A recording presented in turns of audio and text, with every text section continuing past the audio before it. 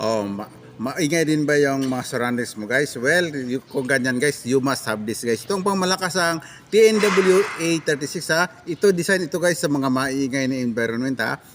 Para yung audio mo guys sa video mo is clear na clear kahit malayo ka, malakas ang ulan. Maraming kumakalabog-kalabog sa paligid, may nag-iingay ng mga alaga mo diyan. May mga alam mo naman yung mga natures na alam mo, mga ating mga alaga dyan, naghaharutan, di marinig yun sa video, maingay masyado. Kapag nagchichika si Maring, well, you must have this guys para yung mga extra noises na yan guys, mga noisy environment mo na yan guys, ma-minimize gamit nitong ating TNW lavalier microphone na pang malakas ang gawa ni TNW A36 ha.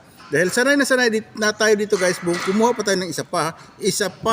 Oh, well, ito ka, kung kumuha pa tayo ng isa na yung isa dito na siya guys, pangmalakasan. Ito yung isa pa natin na kinuha na pangmalakasang TNW-A36 ha. Dahil sanay na tayo ito gamitin. Ito pa rin ang kinuha natin. Ito yung ginagamit natin yung ating laman nito. Ito yung ating old na TNW-A36. Ito yung ginagamit natin. Oh, sino ka dyan? Ito si Isubili, wala na siyang laman.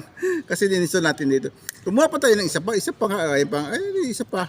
Oh, kung isa pa nga, isa na siya ng laman, ito siya. Oh, fresh siya guys. Look at that. Oh, ito siya.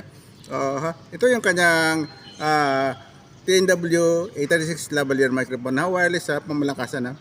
Ito siya. Parang ito si Isubili, dyan talaga siya. Meron siyang receiver. Itasaksak mo ito ngayon sa cellphone mo.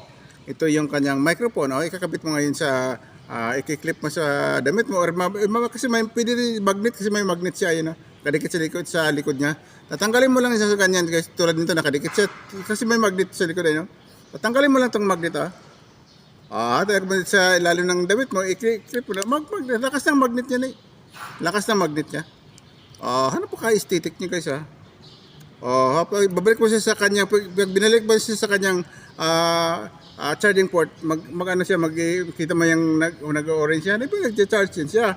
At saka maganda dito guys, meron siyang medyo siyang LCD na nakita mo kung ilang percent na lang yung kanyang battery.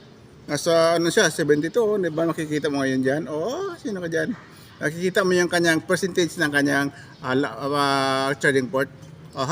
Hindi lang siya ang inside the box guys nito guys. Marami pang meron pa siya dito, meron pa siyang mga charging keyboards niya. Meron siyang charging yun. Patayin natin para makita natin dalawa. Ano ako iwan?